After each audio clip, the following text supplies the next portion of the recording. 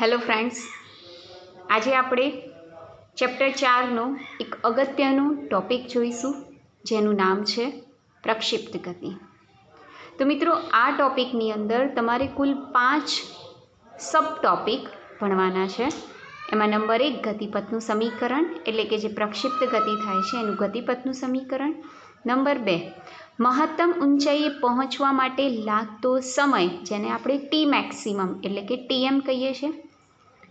મહત્તમ ઊંચાઈનું સૂત્ર એટલે કે કેપિટલ એચ કહીએ છીએ. ત્યારબાદ ઉડ્ડયન સમય એટલે કે આને આપણે ફ્લાઇટ ટાઈમ ટીએફ કહીશું. અને ત્યારબાદ 5મા નંબરે આવે છે સમક્ષિતિજ અવધિ. અવધિ એટલે રેન્જ. રેન્જનો પ્રથમ અક્ષર આર, એટલે એનું સિમ્બોલ આપણે બતાવીશું આર. તો વિદ્યાર્થી મિત્રો, આપણે સૌ પ્રથમ આ 5 ટોપિક સબ ટોપિક એટલે 5 માટે આપણે સૂત્રો સાબિત કરવાના, સૂત્રો મેળવવાના છે.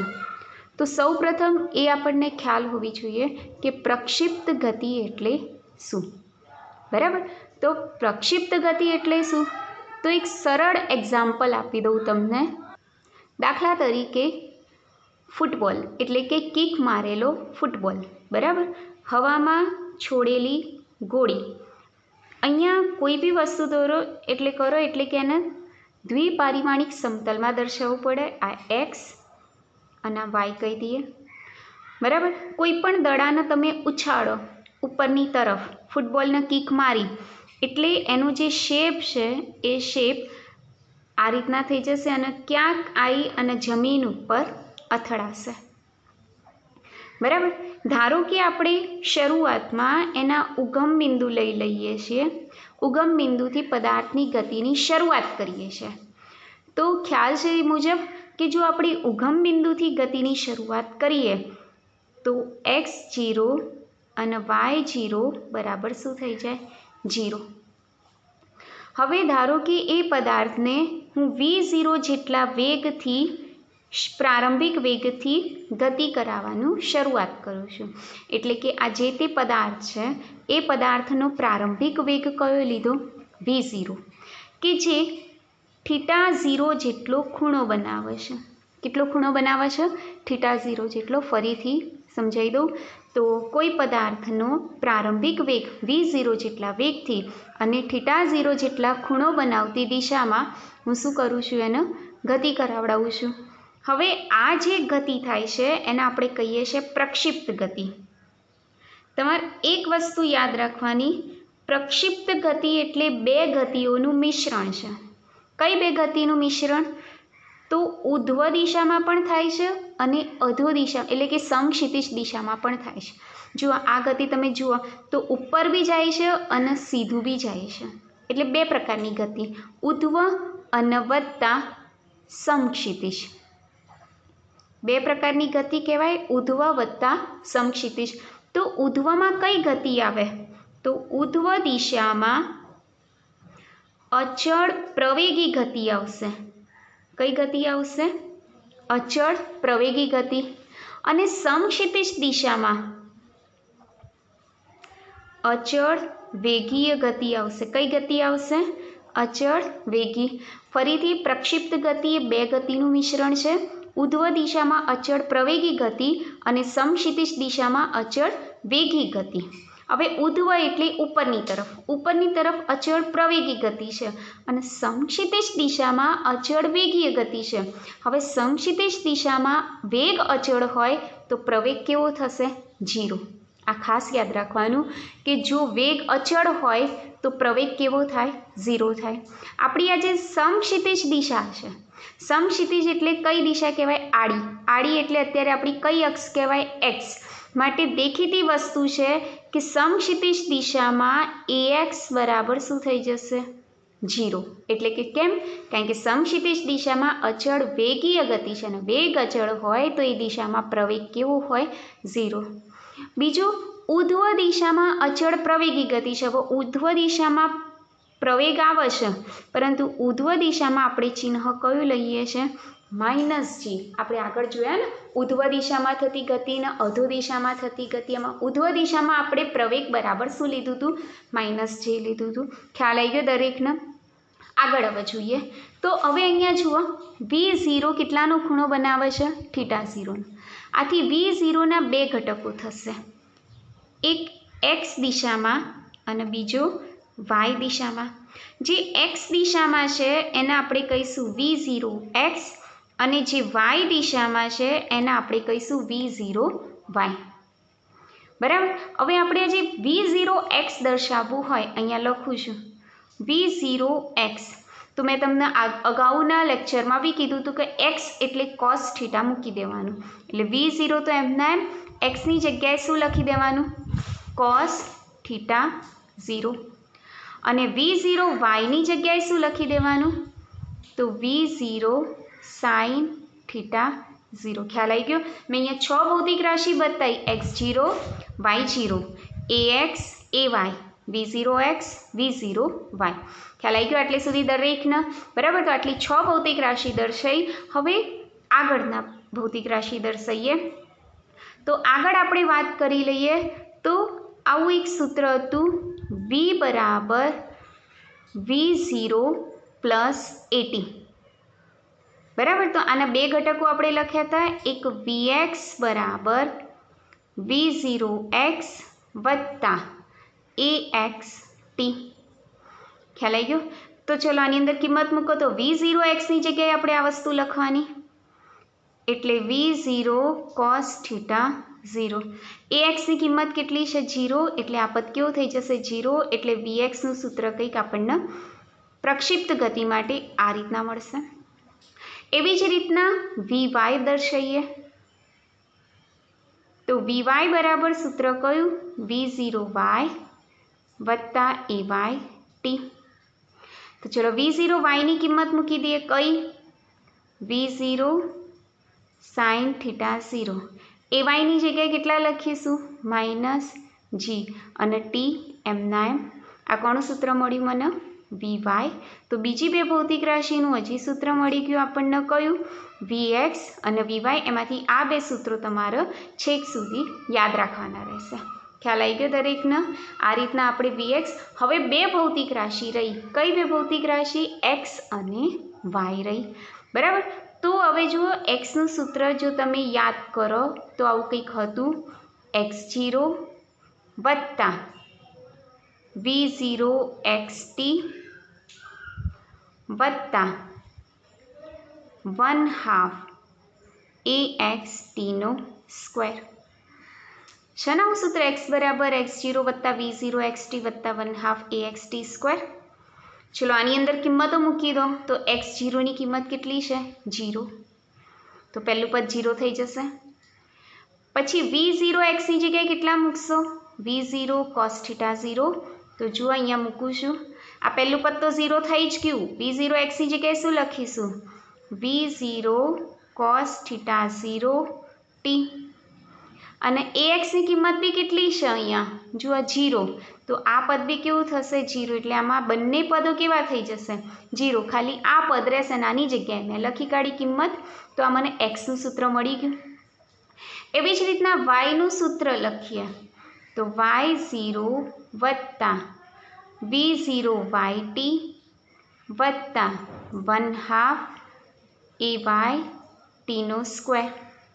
તો ચલો આમાં બી y0ની કિંમત કેટલી થઈ જશે આપણી 0 વત્તા V0yની જગ્યાએ કિંમત મૂકી દઈએ V0 sin θ0t, પછી વત્તા 1/2 AYની જગ્યાએ કેટલા -g એટલે -1/2 GTનો સ્ક્વેર। ખ્યાલ આવી ગયો? એટલે આપણી પાસે પ્રક્ષિપ્ત ગતિ માટેના બધા જ સમીકરણો થઈ ગયા। એમાંથી ખાસ તમારે 1, 2, 3 અને 4 આ 4 સૂત્રો યાદ રાખવાના છે ખાસ, એના આપણે ફરીથી લખી કાઢીએ ચારે 4 સૂત્રોનો, અને પછી આપણે આ 5 એ 5 પ્રશ્નો શરૂઆત કરીએ। તો જો આપણે ફરીથી લખી કાઢીએ ચારે 4 સૂત્રો, જો તમને જરાક યાદ હોય તો વિસ્તૃત રીતે યાદ કરીએ। તો પહેલું સૂત્ર આપણે લખીએ Vx, તો Vxનું કંઈક આવું સૂત્ર હતું V0 cos θ0, આ સમીકરણ નંબર 1। પછી Vyનું સૂત્ર લખીએ કયું હતું? V0 sin θ0 minus GT. આ VYનું સૂત્ર મળ્યું. આને કહી દઈએ સમીકરણ નંબર 2. ચલો 2 સૂત્રો પછી Xનું સૂત્ર મળ્યું હતું આપણને કયું? V0 cos θ0 into T. બરાબર, આને આપણે સમીકરણ નંબર 3 કહી દઈએ. એવી જ રીતના Yનું સૂત્ર મળ્યું હતું આપણને V0 sin θ0 T minus 1/2 GT². તો આ સમીકરણ મળ્યું આપણને સમીકરણ નંબર 4. બરાબર, 4 સમીકરણ મળ્યા. હવે આપણે પહેલો પ્રશ્નની શરૂઆત કરીએ છીએ. ગતિપથનું સમીકરણ મેળવો. તો અહીંયા જો લખું છું નંબર 1. ગતિપથનું સમીકરણ મેળવવાનું છે. તો ગતિપથનું સમીકરણ મેળવવા માટે તમારે સૌપ્રથમ શું કરવાનું? સમીકરણ 3માંથી ટીની કિંમત એટલે કે ટીના સૂત્રનું કરતા બનાવવાનું અને એ ટીની કિંમત સમીકરણ નંબર 4માં મૂકવાનું. જો શું કરવાનું છે? સમીકરણ 3માંથી ટીને કરતા બનાવી ટીની કિંમત સમીકરણ 4માં મૂકતા. બરાબર, તો અહીંયાથી ટીના કરતા બનાવ તો ટી બરાબર શું થશે? x ભાગ્યા V0 cos θ0. ખ્યાલ આવી ગયો? હવે આ ટીની કિંમત શેમાં મૂકવાની છે? સમીકરણ 4માં મૂકતા. તો ચલો મૂકીએ. y બરાબર V0 sin θ0. હવે ટીની જગ્યાએ શું લખીશું આપણે? x ભાગ્યા V0 cos θ0 માઇનસ 1/2 g. ટીની જગ્યાએ ફરીથી આપણે શું મૂકીશું? પણ ટીનો વર્ગ છે એટલે આનો પણ વર્ગ લખી કાઢીએ. એટલે gx² ભાગ્યા V0² cos² θ0. ખ્યાલ આવી ગયો? હવે જો અહીંયા V0 કેન્સલ, સાઇન ભાગ્યા કોસ શું થઈ જશે? tan θ0 અને x તો એમના એમ. પછી માઇનસ g આવશે ઉપર છેદમાં 2 V0² cos² θ0 અને આ x² આપણે આ રીતના અલગથી લખી કાઢ્યા. આ જે સમીકરણ મળ્યું છે એ સમીકરણને કહેવાય છે ગતિપથનું સમીકરણ. શું કહેવાય છે? ગતિપથનું સમીકરણ. તો આ પહેલો પ્રશ્ન સોલ્વ થઈ ગયો. હવે ગતિપથનું સમીકરણ મળી ગયું તો એનો માર્ગ બી તો આપણને ખ્યાલ હોવો જોઈએ ને. તો આ જે સમીકરણ છે કોને અનુસરે છે? તો ax + bx² ને અનુરૂપ છે. જો કેવી રીતના? તો એ આપણા tan θ0, xની જગ્યાએ x, પછી માઇનસ g ભાગ્યા આટલું જે પદ છે એની જગ્યાએ b અને x² એમના એમ. તો આ સમીકરણ કોના જેવું છે? ax + bx² જેવું છે. આથી આ જે ગતિ છે પ્રક્ષિપ્ત ગતિ, આથી લખી શકાય. આથી પ્રક્ષિપ્ત ગતિનો ગતિમાર્ગ પરવલય આકારનો હોય છે. પરવલયાકાર.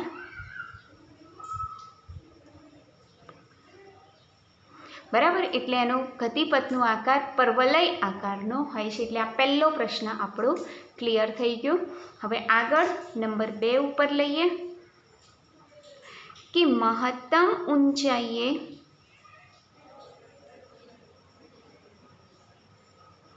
પહોંચવા માટે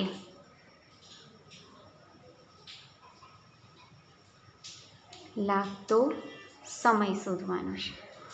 બરાબર, મહત્તમ ઊંચાઈએ પહોંચવા માટે લાગતો સમય. તો આપણે પહેલાં એ ડિસાઈડ કરવું પડે કે આ મહત્તમ ઊંચાઈ કઈ. તો જુઓ અહીંયા આકૃતિમાં સહેજ બતાવી દઉં તમને. અહીંયા આકૃતિ દોરું છું. ફરીથી એકવાર આકૃતિ દોરી દઈએ આપણે. આ વાય અને આ એક્સ. આ રીતના આપણો ગતિપથનો માર્ગ હતો. આમાં મેક્સિમમ ઊંચાઈ તમને દેખાય છે કેટલી છે? આ રહી. બરાબર. અહીંથી અહીંયા સુધી જવા માટે લાગતો સમય એટલે કે ટી બરાબર ટીએફ. હવે અહીંયા જુઓ, વેગની દિશા હંમેશા ક્યાં હોય? સ્પર્શકની દિશામાં. તો આ બિંદુએ વેગની દિશા ક્યાં છે? સ્પર્શકની દિશામાં. અને સ્પર્શક કઈ દિશામાં છે? એક્સ દિશામાં. અર્થાત આવા સંજોગોમાં અહીંયા વીએક્સ ઘટક છે. કયો ઘટક? સમક્ષિતિજ દિશા એટલે આડો ઘટક તો છે, પરંતુ એનો વાય ઘટક કેવો થઈ જાય છે? 0. પરંતુ એનો વાય ઘટક કેવો થઈ જશે? 0. એટલે મહત્તમ ઊંચાઈએ વીવાય બરાબર શું થાય? 0. જેવું તમને ખ્યાલ આવે કે વીવાય બરાબર 0 છે, આપણે સૂત્ર તરત કયું પકડી લેવાનું? વીવાયનું સૂત્ર. આ દેખાય છે વીવાયનું સૂત્ર? ખ્યાલ આવ્યો? તો અહીંયા લખું છું. શું લખશું આપણે? સમીકરણ. સમીકરણ 2 માં, એટલે કે આ બીજું સમીકરણ દેખાય છે ને, બરાબર. એમાં વીવાયની જગ્યાએ 0 અને ટીની જગ્યાએ ટીએમ મૂકીશું. સોરી, આ ટીએમ. એટલે વીવાય બરાબર 0 અને ટી બરાબર કેટલા મૂકવાના આપણે? ટીએમ. તો ચલો આ સમીકરણ લઈએ. વીવાયની જગ્યાએ આપણે કેટલા મૂકી દઈએ? 0 બરાબર.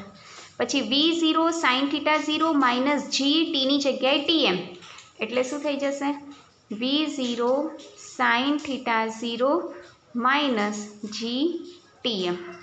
હવે માઇનસ જીટીએમ આ બાજુ આવશે તો પ્લસ જીટીએમ થઈ જશે, બરાબર.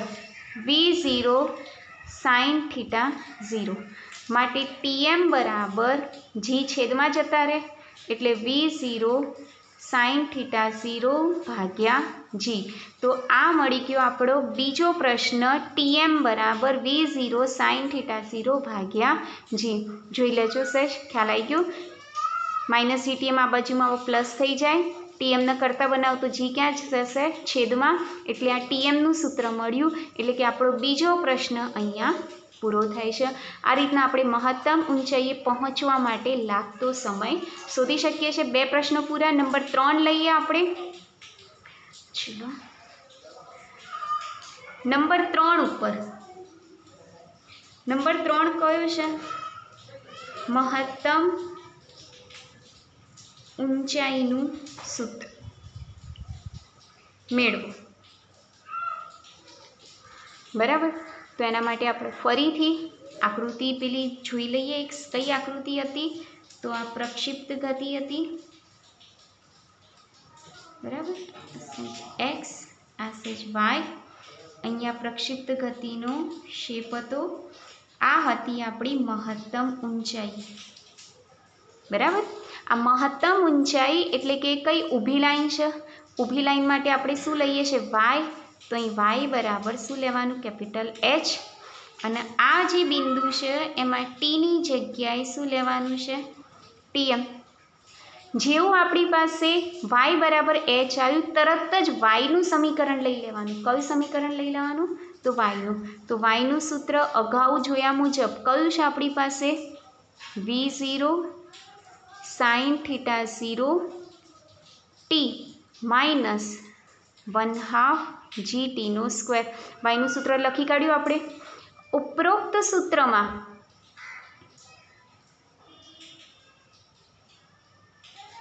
y બરાબર h અને t બરાબર tm મૂકતા ખ્યાલ આવી ગયો? એટલે વાયની જગ્યાએ h મૂકી દો. V0 sin θ0 ટીની જગ્યાએ કેટલા લખશો? tm minus 1/2 GTm². બરાબર. V0 sin θ0 એમના એમ. ટીએમની જગ્યાએ આપણે અગાઉ સૂત્ર મેળવ્યું. કયું સૂત્ર મેળવ્યું? V0 sin θ0 અને ભાગ્યા કેટલા મેળવ્યા? જી માઇનસ 1/2 એમના એમ. અહીંયા બી ટીએમનું સૂત્ર મૂકી દો, પણ અહીંયા વર્ગ છે એટલે V0² sin² θ0 અને ભાગ્યા G². થોડુંક સાદું રૂપ આપી દઈએ. v0 શું થશે? v0 સ્ક્વેર સાઇન શું થઈ જશે? સાઇન સ્ક્વેર થીટા 0 ભાગ્યા જી માઇનસ જી અને જી કેન્સલ એટલે v0 square sine square theta 0 અને ભાગ્યા 2 અને આ જી. બરાબર. હવે બંનેમાંથી કોમન શું નીકળશે? તો સહેજ કોમન કાઢી દઈએ. શું નીકળશે? v0 square sine square theta 0 ભાગ્યા જી કૌંસમાં જો અહીંયા તો બધું બહાર નીકળી ગયું, કશું ના વધે તો 1 લખાય, માઇનસ અહીંયા બધું બહાર નીકળી જાય છે, ખાલી 1/2 વધશે. બરાબર. એટલે v0 square sine square theta 0 ભાગ્યા જી, એકમાંથી અડધો જાય તો અડધો રહેશે. એટલે આપણી પાસે મહત્તમ ઊંચાઈ એચનું કંઈક આવું સૂત્ર મળે છે, v0 square sine square theta 0 ભાગ્યા 2g. તો આ મળ્યું આપણને મહત્તમ ઊંચાઈ એચનું સૂત્ર. તો આ રીતના આપણે ત્રીજો પ્રશ્ન પણ સરળતાથી સોલ્વ કરી શકીએ છીએ. આ પ્રેક્ટિસ વારે ઘડીએ કરશો તો ખ્યાલ આવશે તમને, તો થોડુંક તમારા માટે ઇઝી થઈ જશે. એના પછી આગળનો નંબર 4 ઉપરનો પ્રશ્ન. આપણે ટોટલ 5 પ્રશ્નો શોધવાના છે, 3 પૂરા થઈ ગયા. નંબર 4 ઉપરનો જોઈએ તો ચોથા નંબરનો પ્રશ્ન કયો હતો? ઉડ્ડયન સમયનો હતો. બરાબર. એટલે નંબર 4 ઉપર લખીશું આપણે ઉડ્ડયન સમય.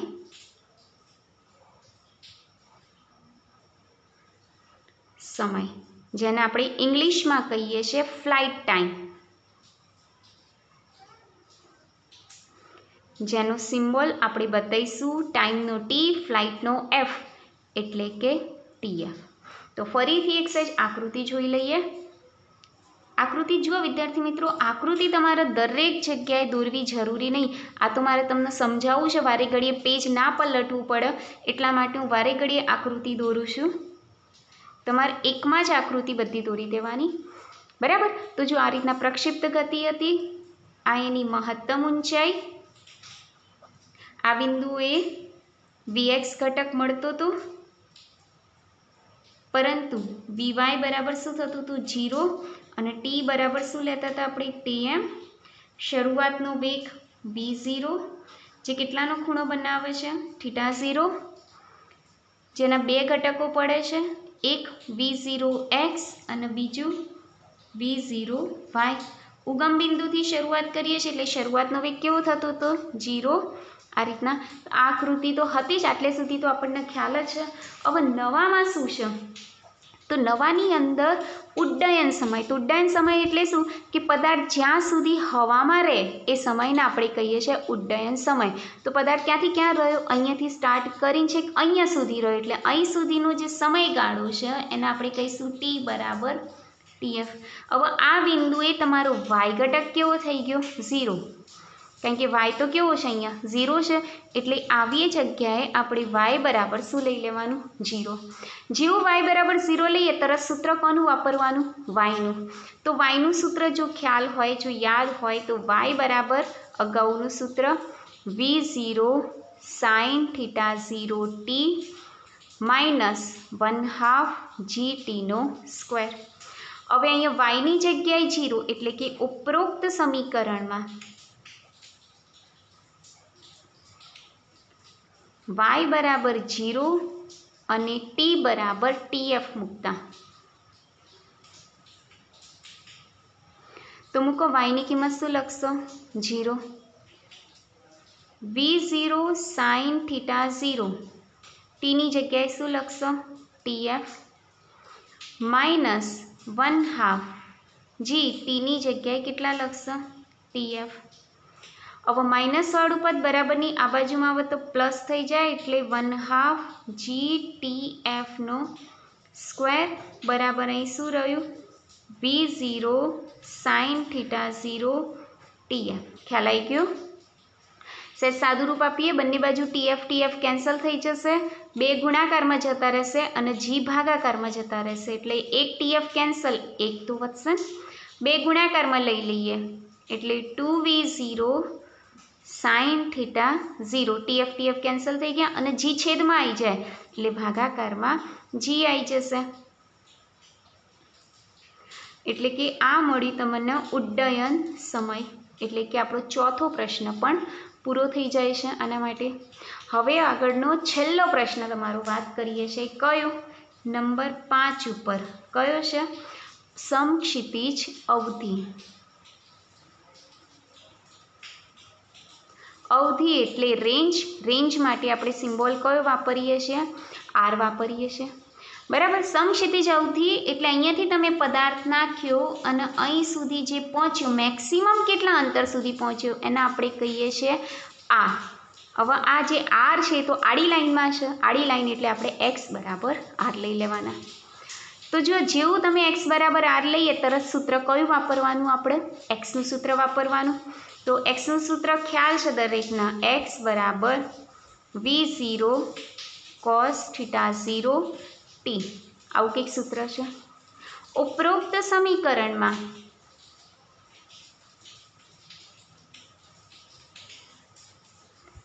એક્સ બરાબર આર અને ટી બરાબર કેટલા મૂકવાના? TF. તો મૂકો કિંમત એક્સની જગ્યાએ આર, V0 cos θ0 અને ટીની જગ્યાએ TF. ચલો TFની કિંમત ઉપરથી મૂકી દઈએ આપણે. cos θ0 TFની જગ્યાએ કેટલા લખીશું? તો જો અહીંયા કિંમત મૂકી દઈએ, 2V0 sin θ0 ભાગ્યા G. તો V0 નો સ્ક્વેર થઈ જશે. આ બે આગળ લઈ લઈએ, sin θ0 ઇન્ટુ cos θ0 અને ભાગ્યા શું થઈ જશે? G. આ કોનું સૂત્ર મળ્યું? અવધિ આરનું. આનું થોડુંક હજી સાદુરૂપ આપી શકાય છે. તો જુઓ આનું સાદુરૂપ કેવી રીતના આપીએ. તો આ જે આરનું સૂત્ર છે, આપણને આરનું સૂત્ર મળ્યું, એમાં 2 ને સેજ અંદર લખી કાઢું. એટલે આર બરાબર V0 સ્ક્વેર 2 sin θ0 cos θ0. ખ્યાલ આવી ગયો? છેદમાં G. હવે 2 sin θ ઇન્ટુ cos θ બરાબર sin સ્ક્વેર 2θ થાય. કેટલા થાય? sin સ્ક્વેર 2θ થાય. ખ્યાલ આવી ગયો? 2 sin θ cos θ બરાબર શું લખાય? sin square 2θ.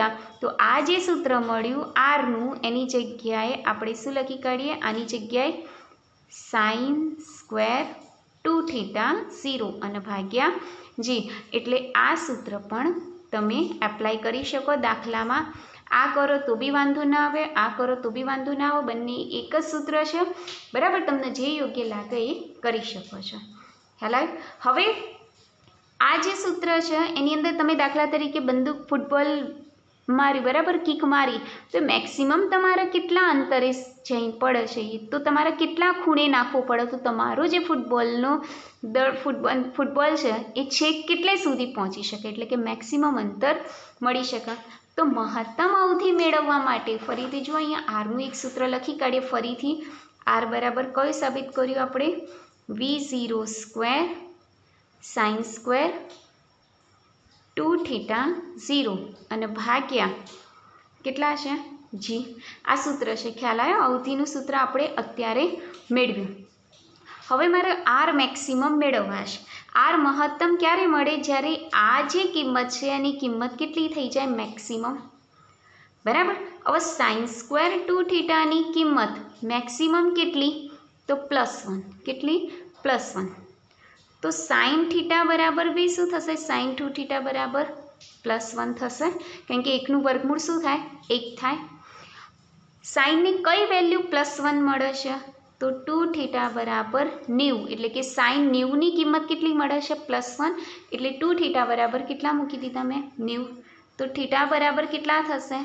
90 ભાગ્યા 2, એટલે થીટાની કિંમત કેટલી મળી આપણને? 45 ડિગ્રી. તો જ્યારે તમે ફૂટબોલનો કે કોઈ પણ પદાર્થ તમારો મેક્સિમમ દૂર જઈને પડે તો એના માટે તમારે એંગલ કેટલો બનાવવો પડે? 45 ડિગ્રીનો. તો તમને અવધિ મળી જશે. આરની જગ્યાએ આપણે શું લખીએ? આર મેક્સિમમ V0 સ્ક્વેર અને આની જગ્યાએ કેટલા મૂકી દેવાના? 1, એટલે છેદમાં શું આવશે જી। તો આ રીતના આપણે આર મેક્સિમમનું સૂત્ર પ્રાપ્ત કરી શકીએ છીએ। આમ પ્રક્ષિપ્ત ગતિ આપણે અહીંયા પૂર્ણ કરીએ છીએ। વિડીયો વારંવાર જુઓ, દાખલા એટલે કે આની અંદર જે પણ મેથમેટિકલ સ્ટેપ્સ આવે છે એ ઘણી અને ખૂબ વાર પ્રેક્ટિસ કરો તો આ પ્રશ્ન યાદ રહી જશે અને ખૂબ જ આઈએમપી પ્રશ્ન છે। Thank you.